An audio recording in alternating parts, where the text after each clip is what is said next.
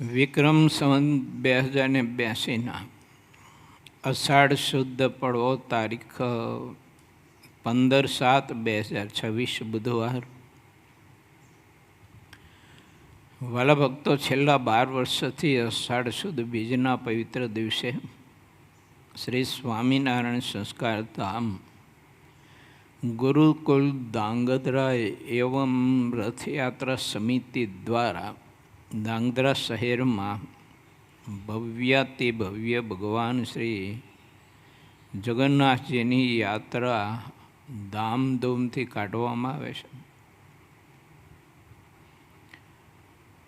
તો આવતીકાલે એ રથયાત્રાનો મહાપવિત્ર ઉત્સવ છે.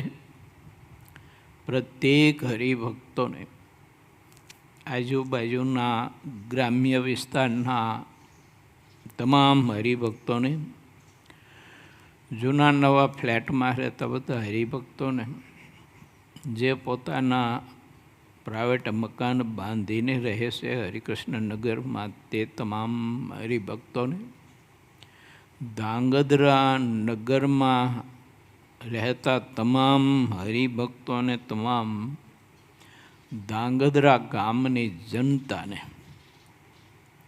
શ્રી સ્વામિનારાયણ સંસ્કારધામ ગુરુકુલ ધાંગધ્રા દ્વારા એવં રથયાત્રા સમિતિ દ્વારા આપ સહુ કોઈને મીઠું મીઠું આમંત્રણ છે કે આ રથયાત્રામાં આપ સહુ કોઈ જોડાઈ અને તમારી શ્રદ્ધા પરમાત્માના ચરણમાં અતૂટ રહે, એના માટે ભગવાન સંત હરિભક્તો એવા આદર્શ પુરુષો એના આશીર્વાદ પ્રાપ્ત કરવા માટે વધારજો. એ સાથે આપણી હિન્દુ સંસ્કૃતિ એને વધુ ઉજાગર કરવા માટે, દૃઢ કરવા માટે આવનાર આપણી પેઢીને હિન્દુ સંસ્કૃતિને, હિન્દુ સંસ્કૃતિના બધા ઉત્સવો એનું દર્શન થાય, એનો હેતુ સમજાય, એનું કારણ સમજાય, એમાં જોડાય, તો ઇતર પ્રવૃત્તિ જેવી કે પરિવાર, સંપત્તિ, શરીર, પોતાના સદવિચારો અને હિન્દુ સંસ્કૃતિને પોતાના પરિવારની સંસ્કૃતિ, પોતાના પરિવારની ગરિમા ડેમેજ ન થાય, નષ્ટ ન થાય, એના માટે પ્રત્યેક સદગ્રસ્ત હિન્દુ માત્રને આ મહોત્સવમાં જોડાવવું જોઈએ. પછી જન્માષ્ટમીનો હોય, રામનવમીનો ઉત્સવ હોય, શિવરાત્રિનો ઉત્સવ હોય, હનુમાન જયંતિનો ઉત્સવ હોય, આ પ્રત્યેક આપણા ભારતીય ઉત્સવમાં પ્રત્યેક સદગ્રસ્તે સપરિવાર સાથે વિના આમંત્રણે જોડાવવું જોઈએ. તો એને પોતાના હિન્દુ ધર્મનું ગૌરવ કહેવાય. નહીતર જૈનમાં અને પશુ જેવું જીવન જીવીને પૂરું કર્યું. બધા લોકોમાં જાગૃતિ નથી. કહેનારા પરમહંસો, કહેનારા સદગ્રસ્તો, આયોજકો, હિન્દુ સંસ્કૃતિને માનનારા મહાપુરુષો કંઈક કંઈક આપણી હિન્દુ સંસ્કૃતિને જાગૃત રાખવા માટે ઘણા બધા જ પુરુષો પ્રયત્ન કરતા હોય છે, કોઈ માધ્યમે. પરંતુ ખબર નહીં, હિન્દુ સમાજ આધ્યાત્મિક માર્ગમાં એટલો બધો આળસુ, પ્રમાદી અને ખાવા પીવામાં, વ્યસનોમાં, રખડપટ્ટીમાં, દેખાદેખીમાં, લગ્ન પ્રસંગોમાં બીજાને બતાવવા માટે ઘણું બધું ધન ખર્ચી અને જિંદગી, જીવનને, પરિવાર બધું જ બગાડે છે માણસ. ખબર નહીં હવે. શાસ્ત્રોએ બહુ પોકારીને કહે છે, મહાપુરુષો પણ બહુ પોકારીને કહે છે, ઘણા બધા એવા સૃષ્ટિઓ પણ પોકારીને કહેતા હોય છે. પણ હવે માણસમાં ખબર નહીં, જાગૃતિ આવતી નથી, એની ઊંઘ ઉડતી નથી, એને સમજાતું નથી. એટલી બધી સુસુપ્તિ અવસ્થામાં જીવન જીવે છે, આપણને એમ થાય કે આના પરિવારનું શું થઈ છે. માટે વિચારીએ, માટે પ્રત્યેક ધાંગધ્રા શહેરમાં વસતા સદગ્રસ્તોને ખાસ આ જગન્નાથ ભગવાનની રથયાત્રામાં જોડાવા માટે ખાસ વિનંતી છે, પ્રાર્થના છે. અને આજુબાજુના ગ્રામ્ય વિસ્તારમાં રહેતા હરિભક્તો, ધર્મ પ્રેમીઓ, નાના મોટા જે કંઈ ભાઈઓ એ બધાને આ રથયાત્રામાં જોડાવા માટેનું આમંત્રણ છે.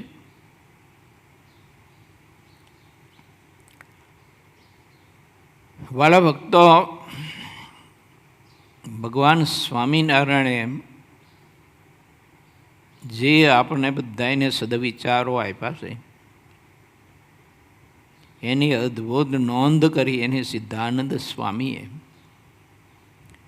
25મા પૂરના 42ના તરંગમાં પંચાળાના ચોથા વચરામૃતને આધારિત બહુ જ અદ્ભુત સદવિચારો આપ્યા છે, જેની આપણે સૌ કોઈએ ગઈકાલે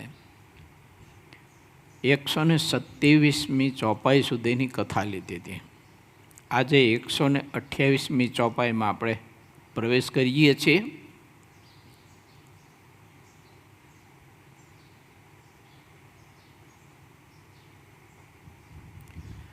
જેને પરમાત્માનું દર્શન કરવા છતાંય પણ, ભગવાનના સંતનું દર્શન કરવા છતાંય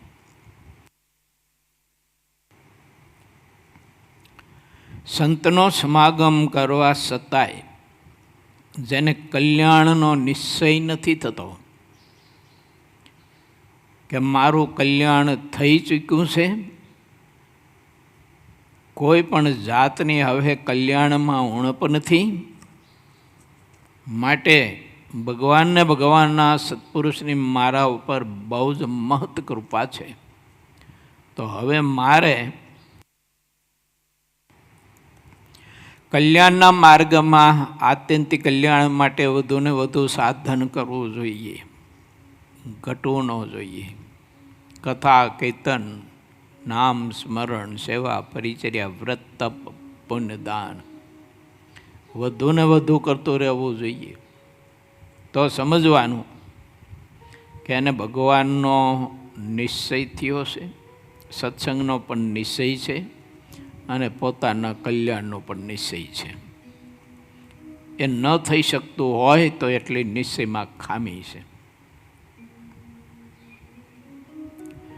મનુષ્યપણે વર્તતા પરમાત્મા અને મનુષ્યપણે વર્તતા પરમાત્માના મુક્ત પુરુષો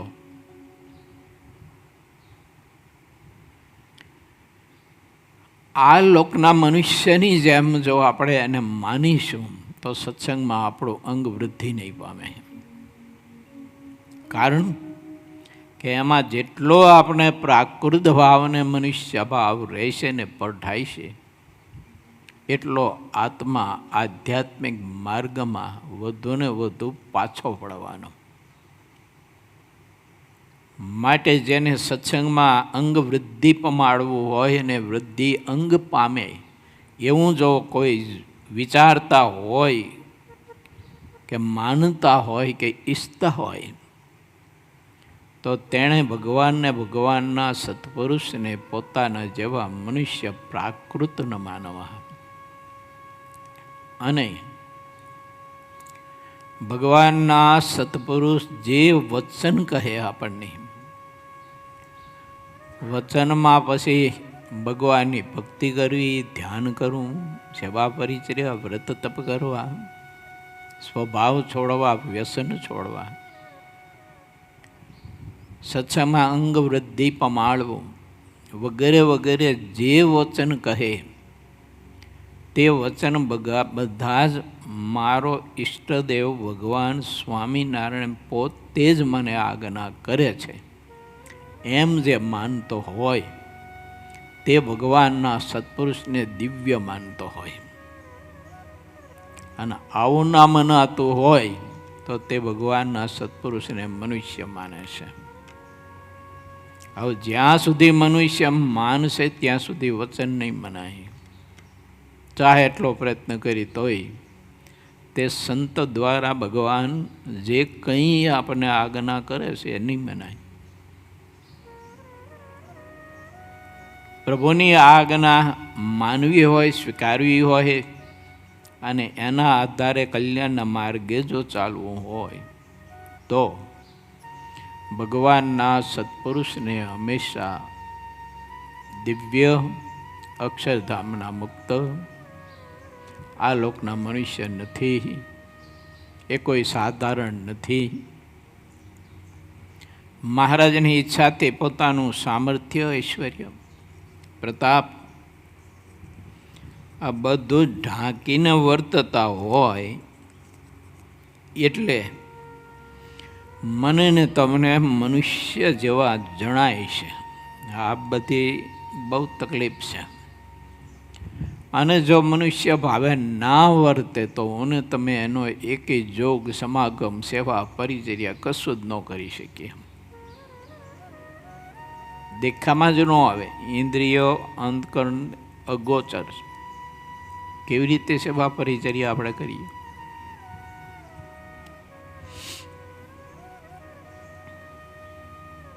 ભોમાનંદ સ્વામીએ વન વિચરણનું એક ચરિત્ર લખ્યું છે.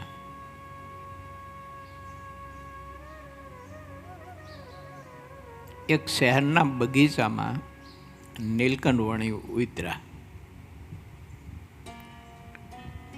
કથા લાંબી છે, ટૂંકમાં કહું તમને. ત્યાંના રાજા હિંસક બહુ હતા. એને પ્રાર્થના કરી કે મારા ભવનમાં તમે આવો. મહારાજ કે અમે પશુ હિંસા કરીને માંસ ખાતા હોય એવા અધર્મીને ઘેર જતા નથી. હવે રાજાને આવી વાત કરવી એટલે નીલકંઠે કહી દીધું, પ્રભુ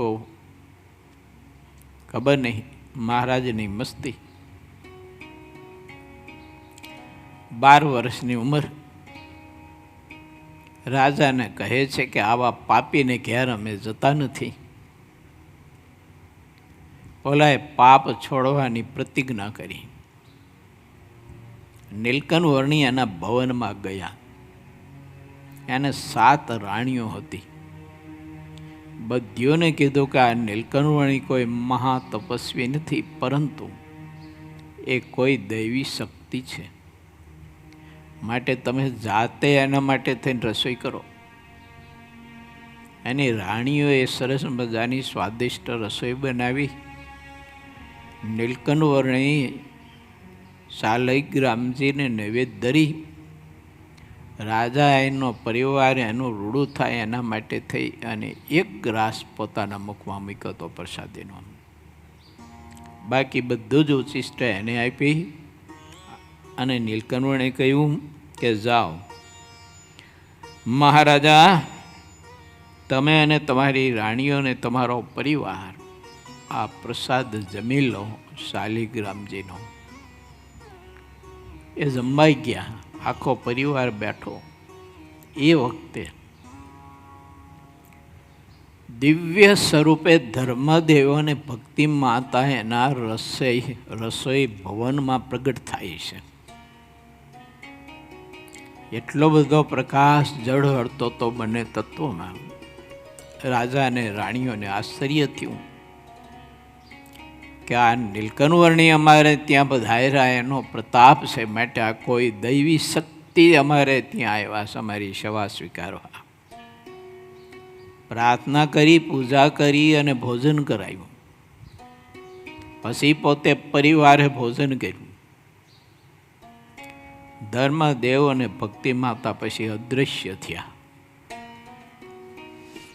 નીલકંઠવર્ણી પાસે આવીને રાજાએ રસોઈ ઘરમાં જે બનેલી ઘટના તે અથતી ઇતિ બધી રજૂ કરી. ત્યારે નીલકંઠવર્ણીએ સમજાયું રાજાને કે તમે અમારી પૂજા કરીને અમને ભોજન કરાવ્યું, એ પુણ્ય પ્રતાપે અમારા માતા પિતા ધર્મદેવ અને ભક્તિ માતા દિવ્ય સ્વરૂપે અમારી સેવામાં અખંડ અખંડ રહે છે. એ તમને કૃતાર્થ કરવા માટે, તમને દર્શન દાન દેવા માટે પ્રગટ થયા હતા. એ અમારા માતા પિતા, એમના થકી અમે પ્રગટ થયા છીએ. રાજાને વાત સાંભળી બહુ જ અતિ જ નીલકંઠવર્ણીનો વધુ ને વધુ મહિમા સમજાયો. કૃત થઈ ગયા. વિનંતી કરી, વણિરાજ બાળાજોગી, આ રાજ્ય તમારું, મારે 4 કન્યાઓ છે, એનું પાણી ગ્રહણ કરો અને તમે આ રાજ્યનો ભોગવટો કરો. હું ને મારી રાણીઓ તમારા દાસ અને દાસી તરીકે અમે સેવા પરિચર્યા કરી અને અમારું જીવન કૃતાર્થ કરીએ. નીલકંઠવર્ણીએ જવાબ ન આપ્યો કાંઈ. પછી નીલકંઠવર્ણી માટે એક કમરામાં સરસ મજાની સુખ શૈયા શણગારી અને તૈયાર કરી હતી. વણીને પોઢવા માટે રાજાની રાણીઓ અને એની કુંવરીઓ બધા ભેળા મળીને કમરો સરસ મજાનો અનેક વિવિધ સુગંધદાર પુષ્પથી શણગારી અને સરસ મજાની શૈયા નીલકંઠવર્ણી માટે બિછાવીને રાખી હતી. એ લોકોને એવું હતું કે આવી સૈયામાં પોઢે ને આવી સૈયા જોવે તો કદાચ આ વણી લોભાઈ જાય તો અહીં રોકાઈ જાય. મહારાજ ગયા કમરામાં સૈયા જોઈ. નીલકંઠવર્ણી મૃગચર્મ સૈયાની બાજુમાં બિછાવી અને સ્વસ્વરૂપના ધ્યાનમાં મોડી રાત્રિ સુધી બેઠા. પછી પ્રભુએ વિચાર કર્યો કે અહીંયા રોકાયા જેવું નથી. રાત્રે પ્રભુ નીકળી ગયા. રાજ્ય બહુ મોટું હતું અને એમ રાજમહેલ પણ જબરજસ્ત હતો. 5 હાથ તો મોટા મોટા એના દરવાજા હતા. ત્યારે એનો ગર્ભગૃહ આવે, એવો મોટો વિશાળ મહેલ. બધા જ દ્વારને મોટા મોટા જબરજસ્ત મજબૂત તાળા વાંખેલા. એની ચાવી બધી રાજાના ઓશિકા નીચે રાત્રે રહી. એટલે કોઈ ઉગાડી ન શકે, કોઈ આવી ન શકે, કોઈ જઈ ન શકે. નીલકંઠવર્ણી જ્યારે નીકળ્યા ત્યારે ફટોફટ બધા તાળા અને દરવાજા માંડ્યા ખુલવા. વસુદેવ ભગવાન કૃષ્ણને લઈને ટોપલામાં પધરાવી અને કારાવાસના દ્વાર પાસે આવ્યા ને કારાવાસના જેમ દ્વાર બધા ખુલી ગયા એમ આ બધા દ્વાર ખુલી ગયા અને નીલકંઠવર્ણી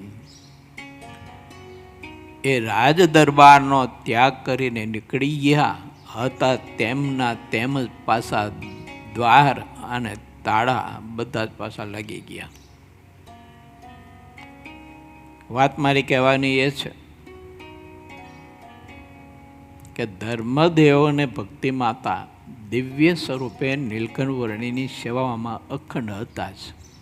રાજાને દર્શન નહોતું થયું. જ્યારે એના ભવનમાં ગયા ત્યારે ધર્મદેવ અને ભક્તિ માતા તો નીલકંઠવર્ણીની સેવામાં હતા જ. બગીચામાં જ્યારે પ્રભુ શાલિગ્રામજીનો અભિષેક કરીને પૂજા કરતા હતા ત્યારે ધર્મદેવને ભક્તિ માતા તો બાજુમાં નીલકંઠવર્ણીની સેવામાં તો હતા જ. રાજાને દ્રષ્ટિગોચર ન થયા. ક્યારે થયા? મનુષ્ય સ્વરૂપે એની સામે પ્રગટ થયા ત્યારે એને દ્રષ્ટિગોચર થયા. અને દ્રષ્ટિગોચર થયા તો ધર્મદેવ અને ભક્તિ માતાને જમાડવાની, પૂજા કરવાની વગેરે વગેરે સેવા કરી શક્યા. એમ મહારાજના મુક્ત પુરુષો આ ધરતી ઉપર પ્રભુની ઈચ્છાથી આવતા હોય અને જેવું છે એમનું એવું સ્વરૂપ જો આ ધરતી ઉપર રાખે તો પહેલાં તો કોઈને દ્રષ્ટિગોચર જ ન થાય, જોયામાં જ ન આવે. તો પૂજા, ભોજન, સેવા, સમાગમ કેવી રીતે જેવું કરી શકાય? એટલે ભગવાન એ મહાપુરુષોનું કહેતા પોતાના મુક્ત પુરુષોનું સામર્થ્ય, તેજ પ્રકાશ, સામર્થ્ય બધો જ પ્રભુ ઢાંકીને મનુષ્ય સ્વરૂપે વર્તાવતા હોય છે. મારી તમારી ત્યાં મુશ્કેલીઓ હોય છે સમજણની, બુદ્ધિની. એને આપણા જેવા મનુષ્ય આપણે જાણતા હોઈએ છીએ. એટલે સત્સંગમાં વધુ આપણી ગતિ નથી થતી. એટલે સિદ્ધાનંદ સ્વામી એમ કહે છે, ભગવાન તથા સંતોમાં તો એવો પ્રકાશ રહ્યો હોય છે, પણ તેને ઢાંકીને જ્યારે વર્તતા હોય ત્યારે એની આગળ દીવો કરીએ અથવા મસાલ કરીએ ત્યારે એનું દર્શન થતું હોય તો પણ કલ્યાણનો નિશ્ચય તો એના થકી જ થવાનો. અગ્નિ તે તો સાક્ષાત ભગવાન છે તેવું ભગવાન કૃષ્ણ ગીતામાં પણ કહ્યું છે.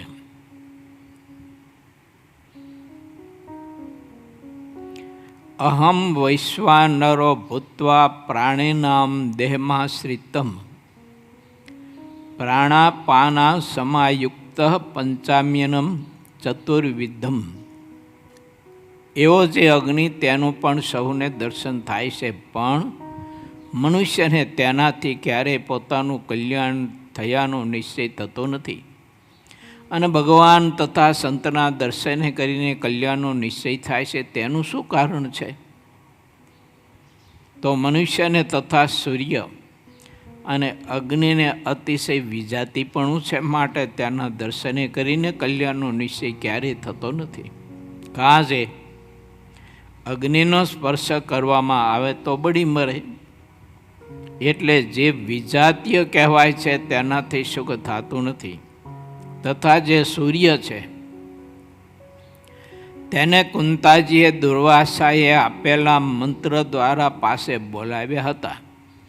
અને તે મંત્રે કરીને જ્યારે સૂર્યને બોલાવ્યા ત્યારે સૂર્ય કુંતાજી પાસે પોતાનો પ્રકાશ સંકેલીને આવ્યા. તે કુંતાજી જેવા મનુષ્ય રૂપે હતા તેવા જ મનુષ્ય રૂપે થઈને સૂર્ય આવ્યા. ત્યારે તેના અંગસંગનું સુખ તેને સંપૂર્ણ આવ્યું ને કર્ણરૂપ ગર્ભ રહ્યો. પણ જેવા સૂર્ય પ્રકાશમાન છે તેવા પ્રકાશે સહિત આવ્યા હોય તો કુંતાજીને એવું સુખ થાત નહીં અને બળી જાત. સ્પર્શનું પણ સુખ આવત નહીં. તથા સત્રાજીત નામના યાદવની સમીપે સૂર્ય આવતા હતા તે પણ મનુષ્ય જેવા થઈને આવતા ત્યારે તેને એકે એકને સુખ રહેતું હતું. અને જ્યારે સૂર્ય કુંતાજી તથા સત્રાજીત યાદવ પાસે આવતા ત્યારે શું તે આકાશમાં નહોતા? ત્યારે પણ તે આકાશમાં તો હતા જ, પણ બીજે રૂપે કરીને એના એ જ સૂર્ય કુંતાજી તથા સત્રાજીતની પાસે આવ્યા હતા. અને જ્યારે મનુષ્ય રૂપે આવ્યા ત્યારે જેવો સૂર્યનો પ્રકાશ હતો તેવો બધો જ એ સૂર્યમાં હતો, પણ તે પ્રકાશનો સંકોચ કરીને મનુષ્ય જેવા થઈને આવ્યા હતા તેમ એ જે ભગવાન છે તે પોતે પોતાના દિવ્ય ભાવ સહિત જો મનુષ્યને દર્શન આપે તો ઠીક ન પડે. અને લોકો એમ જાણે છે આ તે શું ભૂત હશે કે શું હશે. માટે ભગવાન પોતાના ઐશ્વર્યનો સંકોચ કરીને મનુષ્ય જેવા થઈને દર્શન આપતા રહે છે અને પોતે પોતાના ધામમાં પણ વિરાજમાન રહે છે.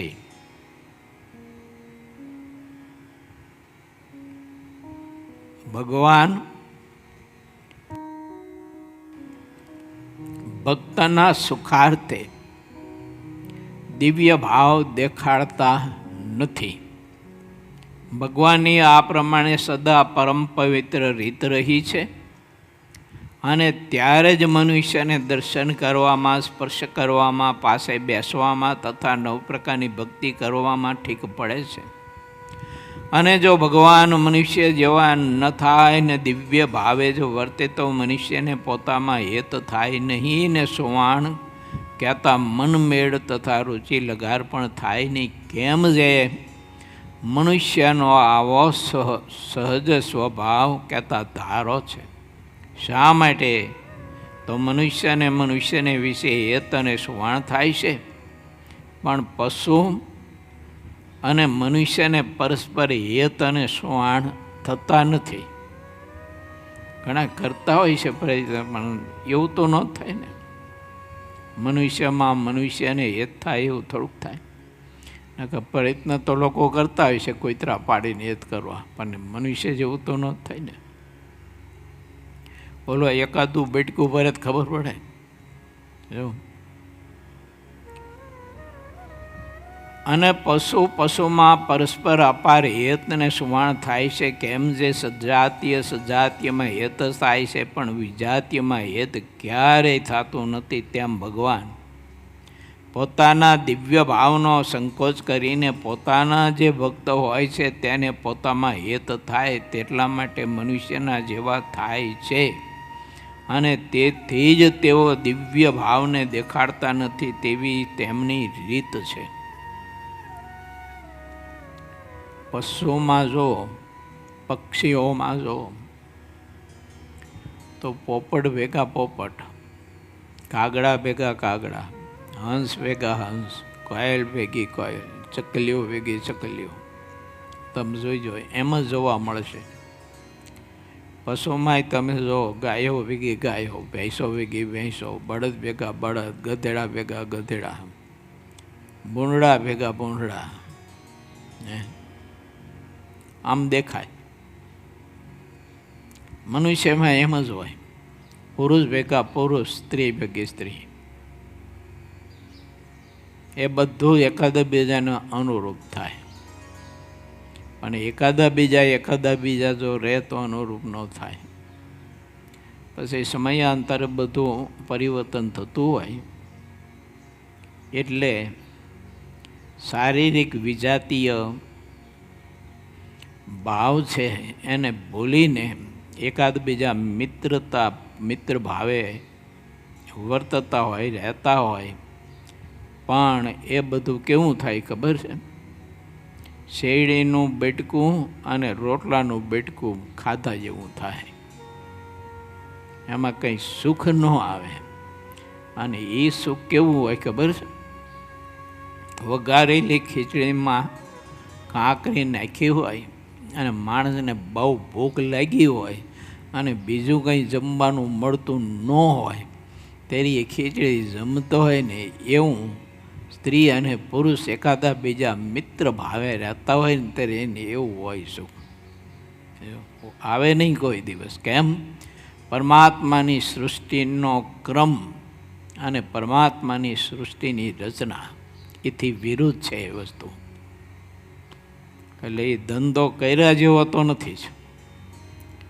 પરમાત્માની સૃષ્ટિ ને પરમાત્માની સૃષ્ટિની વ્યવસ્થા એથી વિરુદ્ધ તે ધર્મ છે. એને કહેવાય અધર્મ.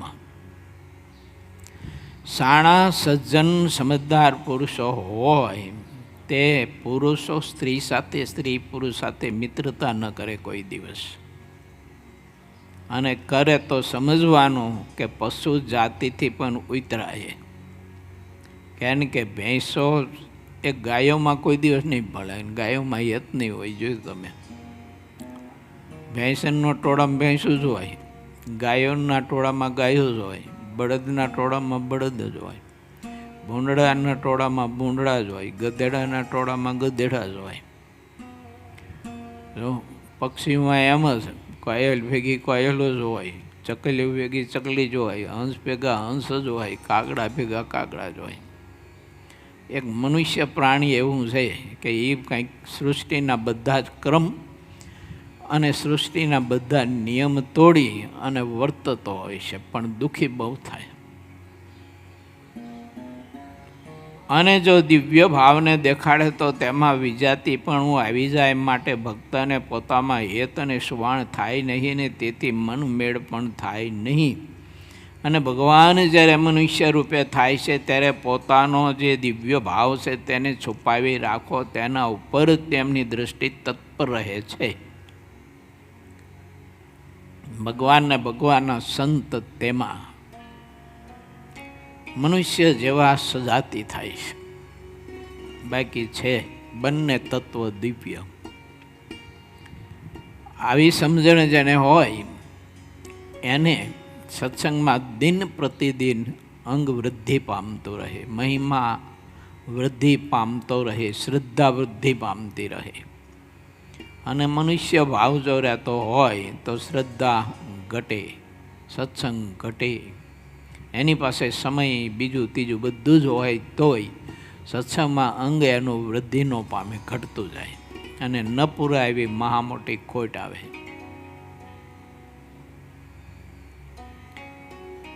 ભગવાન જ્યારે આ ધરતી ઉપર આવે ને ત્યારે પોતાનો આ બધો પ્રતાપ છુપાવતા છુપાવતા ક્યારેક કોઈ કાર્ય કરવામાં ઉતાવળા થઈ જાય છે ત્યારે દિવ્ય ભાવ જણાઈ આવે છે અને મનુષ્ય ભાવ ભૂલાઈ જાય છે.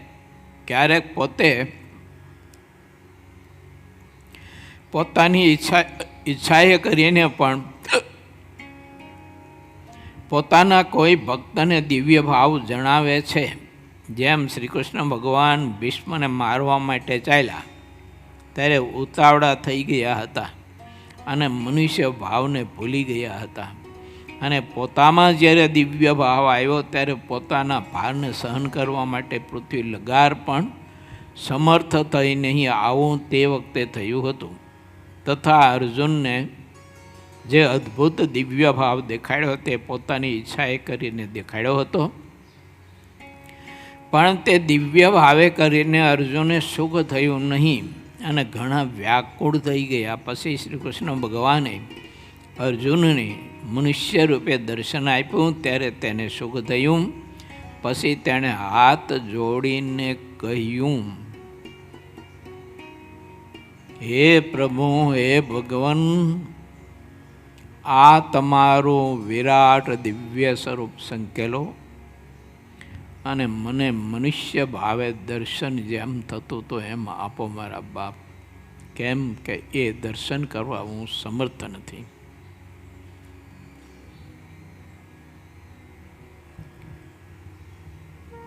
માટે મનુષ્યને સાનુકૂળ પડે, સમાસ થાય, એના માટે પરમાત્મા મનુષ્ય જેવા થઈને આ પૃથ્વી ઉપર વિચરતા હોય છે. ત્યારે જે આવી રીતે નથી સમજતો તેને મનુષ્ય ભાવ દેખીને ભગવાનના નિશ્ચયમાં સંશય થાય છે અને અવળું પડે છે. અને ભગવાનના દિવ્ય ભાવને મનુષ્ય ભાવને જાણ્યા વિના સંશય થતો રહે છે. ભગવાનના મનુષ્ય ચરિત્રને દેખીને સાંભળીને બુદ્ધિ વિપરીત થઈ જાય છે. અને જો ભગવાન દિવ્ય ભાવે જ વર્તતા રહે તો તે સ્વરૂપ જીવના મન વાણીને અગોચર રહે છે. તેથી જીવના જાણ્યામાં આવે નહીં ને જાણ્યા વિના કોઈનો મોક્ષ થાય નહીં. માટે દિવ્ય ભાવ ને મનુષ્ય ભાવ બંને પ્રકારે ભગવાનને શાસ્ત્રમાં કહ્યા છે. તેને યથાર્થ રીતે જો જાણવામાં આવે તો તેને ભગવાનના કોઈ પણ ચરિત્રમાં સંશય થાય નહીં, પણ તે સમજણ વિના સંશય જાતો નથી.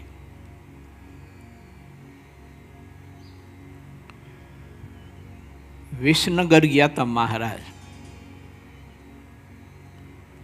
ત્યાંનો એક શોભારામ કરી અને આસુરી સ્વભાવનો માણસ હતો. ઘણા માણસોને એની જાતિના બાજુ અગાવાલાને ચડાવેલા. સ્વામિનારાયણ આવે એટલે આપણે એને મારી નાખવા. ધોકા લઈ લઈને પછી 50-100નું ટોળું આવેલું. મહારાજ વિસનગરના સરોવરના કિનારે વૃક્ષ નીચે બેઠા હતા. સંતો થોડાક બેઠા હતા. ટોળું આવતું જોયું. મહારાજે એવું સામર્થ્ય બતાવ્યું તે જે વૃક્ષ નીચે મહારાજ બેઠા હતા ને એ વૃક્ષ એને દેખાય નહીં, અને બીજા વૃક્ષ નીચે મહારાજ અને સંતો દેખાય. તો એ લોકો દોડીને અડી કાઢીને મંડી જ પડ્યા લાકડે ને લાકડે મારવા. એવું ધબધબાવે પણ વૃક્ષના થડ સાથે. આવું મહારાજે સામર્થ્ય બતાવ્યું. તો એવી કથા છે વિસનગરની. હવે આવી રીતે પરમાત્મા જ્યારે પોતાના મનુષ્ય સ્વરૂપનો સંકોચ કરી દે પછી હું ને તમે ભગવાનનું દર્શન કેવી રીતે કરી શકીએ? એની પૂજા કેમ કરી શકીએ? એને થાળ કરીને આપણે જમાડી કેમ શકીએ? માટે વિચારવું કે ભગવાનને ભગવાનના એવા મોટા પુરુષો હોય છે, તે મારા તમારા જેવા થઈને આપણા ભેળા અખંડ રહેતા હોય છે, પરંતુ એ આપણાથી કંઈક અલગ તત્વ હોય છે.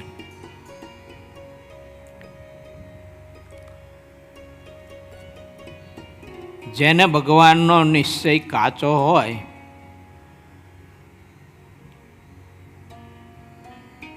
તો તે પુરુષને ભગવાનના મનુષ્ય કે દિવ્ય ચરિત્રમાં સંશય થયા વિના રહેતો નથી. માટે સંત સમાગમ કરી અને ભગવાનના સ્વરૂપનો નિશ્ચય એને દૃઢ અને પરિપક્વ કરવો. જેમ કોઈ પુરુષ કદાચ શ્લોક શીખ્યો હોય અથવા કીર્તન શીખ્યો હોય અને તેને કહેવામાં આવે કે તને આ શ્લોક કે કીર્તન આવડે છે, ત્યારે કહે હા આવડે છે એમ કહીને મુખપાટ કહી દેખાડે. પણ પછી થોડા દિવસમાં જે શીખ્યો હોય તે ભૂલી જાય છે.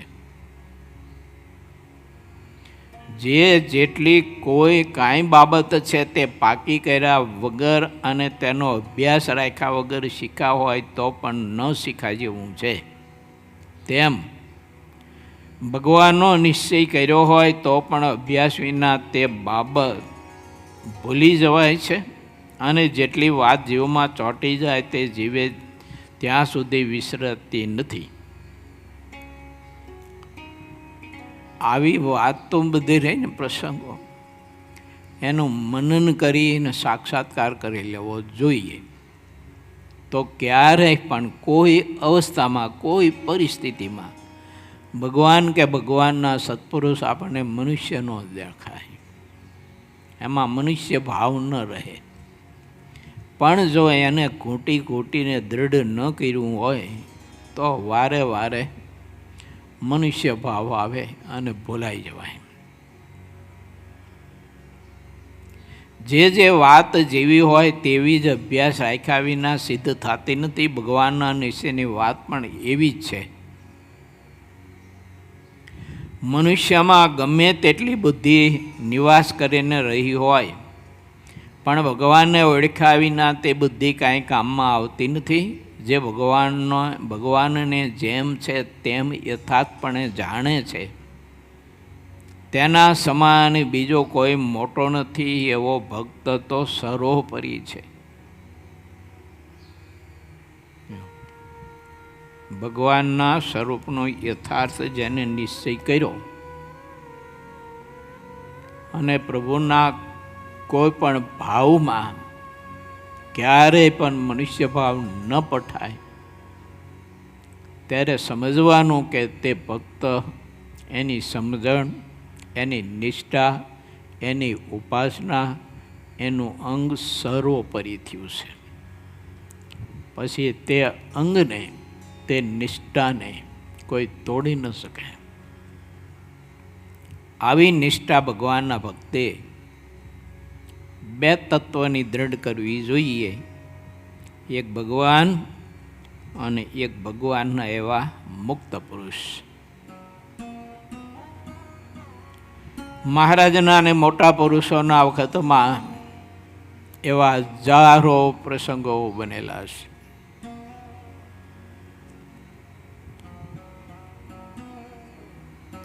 આ હરિચરિત્રામૃત ગ્રંથમાં આગળ આપણે કથા આવી હતી.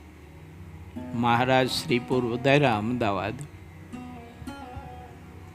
પછી બધા તોફાની તત્વોએ જ્યારે ઉપાધિ કરી ત્યારે મહારાજ છે ને એટલા બધા ભય પામી ગયા, થરથર ધ્રુજે.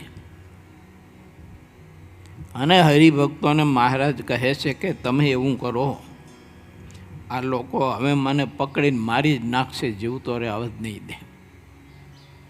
માટે તમે ક્યાંકથી ઘાસ લાવીને ઘાસની મોટી ગાંહડી બનાવો અને એ ઘાસની ગાંહડીમાં મને બાંધી અને નગર બહાર દૂર જંગલમાં મને મૂકી આવો.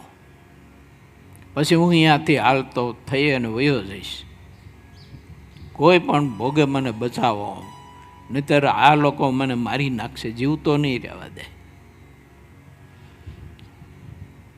એમ ન કરી શકો તો મહારાજ કે કોઈ તમારા બહેનોના કપડાં લાવીને મને પહેરાવો અને 5, 25, 50, 100 બહેનોનું ટોળું ભેગું કરો અને એ બહેનોના ટોળાની વચમાં હું રહીને ગામ બહાર, નગર બહાર નીકળી જાઉં, નહીંતર આ લોકો મને જીવતો નહીં રહેવા દે. એમ કરી મારા ધ્રુસકે રડવા માંડે.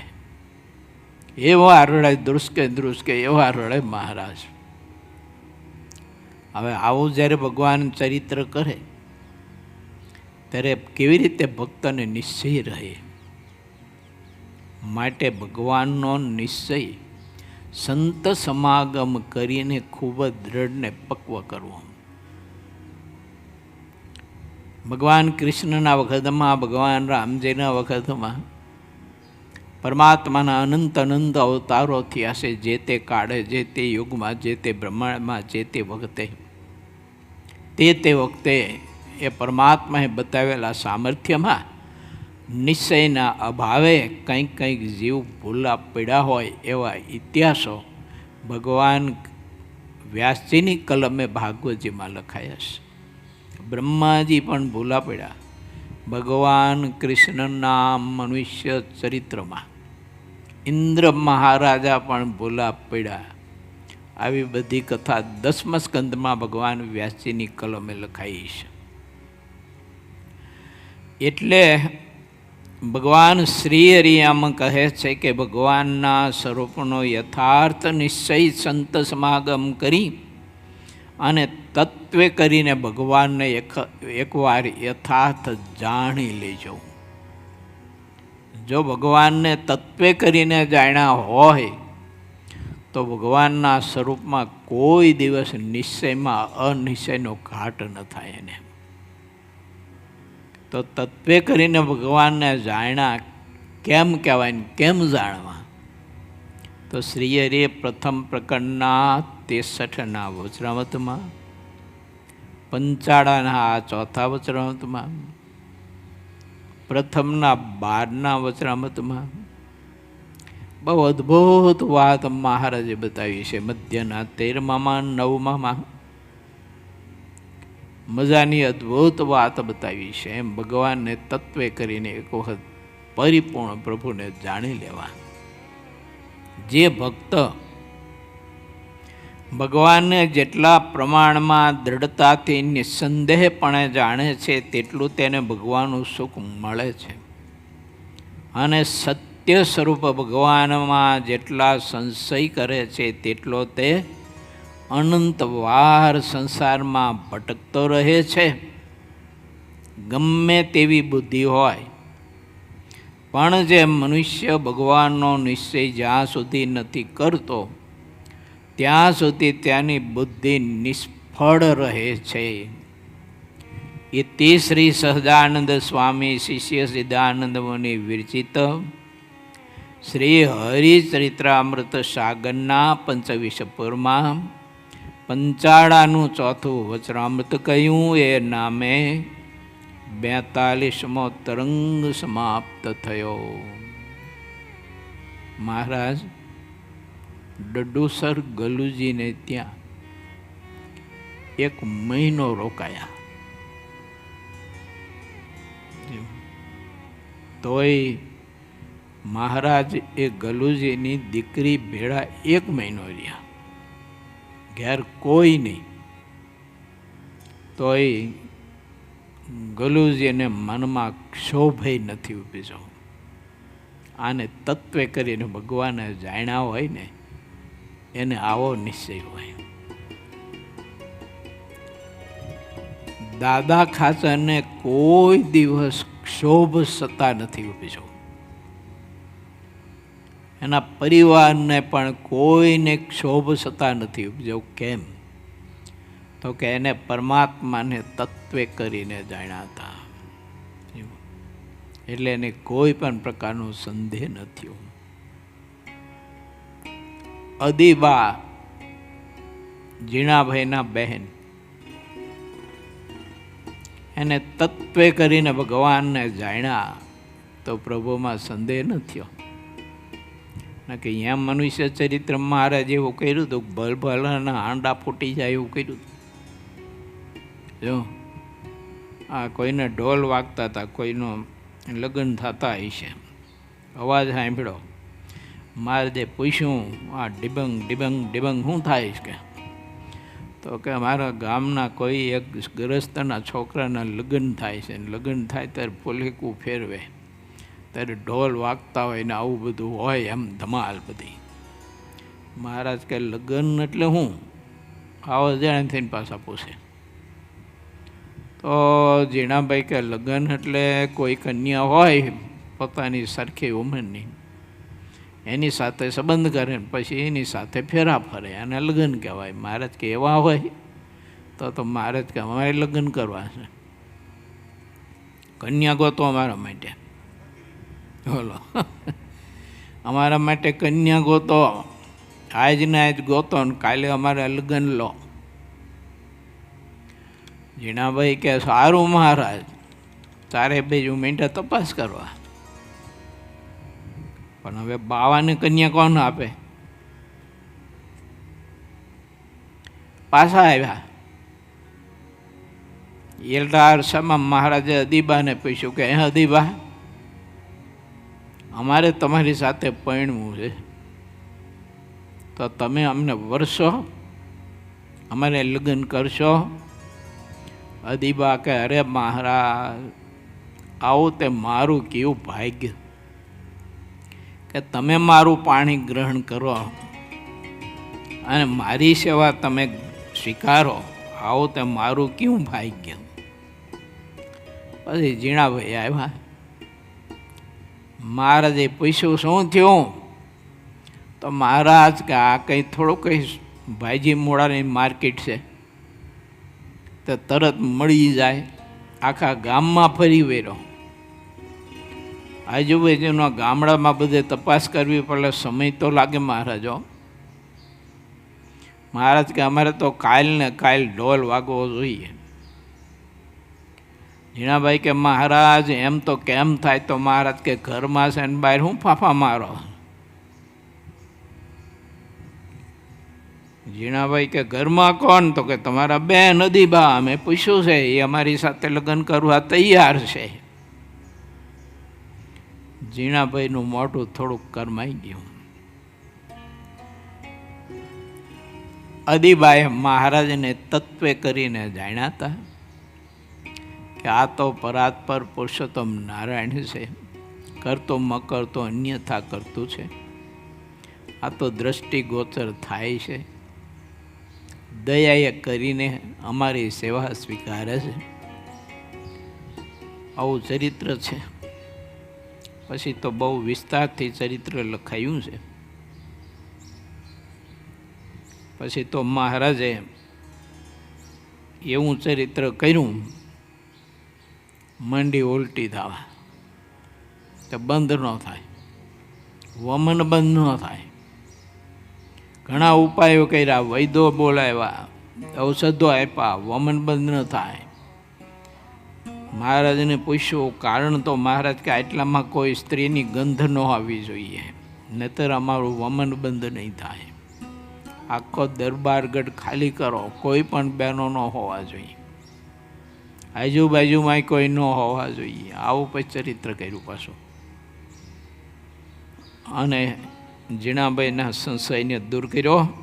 પણ વાત એ છે, મારા તમારા માટે છે, બાકી જીણાભાઈને એવો સંશય થાય એવું ના બને.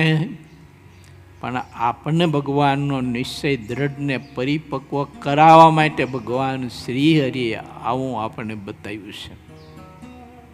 માટે ભગવાનના સ્વરૂપનો નિશ્ચય દ્રઢ કરવો. પછી આ લોકના આપણા કંઈ કામ ન થતા હોય કાર્ય, તો આપણને બીજો સંકલ્પ થાય નહીં. જો નહીતર ગમે તેવા આપણે હરિભગત હોય ને, પણ આ લોકનું કાર્ય ન થતું હોય ને તો સંશય થાય ખરો.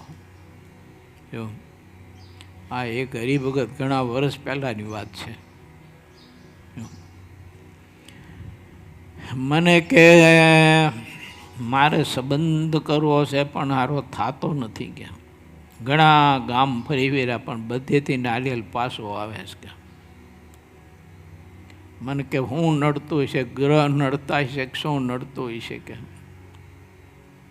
મેં તો કુંડળીએ કઢાવીને બધું કઢાવ્યું, પણ સારું કુંડળી તો બોલે છે કે આમાં તમારે લગ્ન યોગ તો છે, પણ સારો સંબંધ જ થતો. કુંડળી બોલે છે તોય કુંડળી તેવું બોલે છે કે આમાં લગ્ન યોગ છે એમ, પણ થતું નથી. મને કે શું કરવું જોઈએ? મેં ભગવાનનું ભજન કરો. મને કે એ તો કરી જ છે રોજ, કે પૂજા કરું છું, માળા કરું છું, કંઈ થતું નથી. કે પછી કોઈ દ્વારા કંઈક સાંભળ્યું છે ને કે ફલાણી જગ્યાએ કોઈ કંઈક બાપુ રહે છે, અને એ બાપુ આશીર્વાદ આપે તો બધાયનો હલાડો થઈ જાય છે. હવે તપાસ કરતાં ખબર પડી એ બાપુને નહોતું મળતું એટલે બાપુ થઈ ગયા હતા. સમજાણું કે ન સમજાણું? બાપુને મળતું નહોતું એટલે બાપુએ આ માર્ગ લીધો હતો. હવે એ બાપુ આશીર્વાદ આપે અને ઓલા મળી જાય તોય ગયા. બોલો, નિશ્ચયમાં ખામી. એટલે ન મળે ને એ ભાગ્યશાળી કહેવાય. હું તો એવું માનું છું. જો એ થોડાક ગામ ફંફોરે અને ન મળે ત્યારે સમજવાનું કે વાહ વાહ પ્રભુની કૃપા, પછી અમારે ભેગું આવતું રહેવાય અને ભગવાન ભજી અને જિંદગી પૂરી કરાય. પણ હવે એ તો વિષય આ અઘરો છે. વાત છે ભગવાનના સ્વરૂપના નિશ્ચયની. જેને નિશ્ચય હોય એને આ લોકની ઈચ્છા કોઈ પણ પૂરી થાય કે ન થાય, પણ પોતાના ઈષ્ટદેવ સિવાય માથું ક્યાંય ઝુકાવે નહીં. બાધા રાખે તો મહારાજની રાખે, રાખવી બાધા તમારે, પણ મહારાજની રાખવી. તો હુંવાર્યું બુવાર્યું તાવો બાવો કરવો મહારાજનો, અમારે ખાવા થાય પ્રસાદી હુંવાર્યું. તમે કંઈક તાવો માંડો તો મેર પડે ને. નિશ્ચય યથાર્થ ભગવાનના ભક્તિ પરમાત્માના સ્વરૂપનો રાખવો. આ લોકની ઈચ્છાઓ પૂરી થાય તોય સુખ નથી, અને પૂરી ન થાય તો સુખ છે જ નહીં. પાછું પૂરી થાય તોય દુઃખ જ છે, ન થાય તો પણ દુઃખ જ છે. માટે આ તો લાકડાના લાડવા છે. ખાય તોય પસ્તાય, ન ખાય તોય પસ્તાય. એવું સારું. તમને ધન્યવાદ. શ્રીપતિમ શ્રીધરમ સર્વદેવેશ્વરમ ભક્તિધર્માતુજમ વાસુદેવમ હરે માધવમ કેશવમ શ્રીરામગમ કારણમ સ્વામિનારાયણમ નીલકંઠમ ભજે સહજાનંદ સ્વામી મહારાજની જય.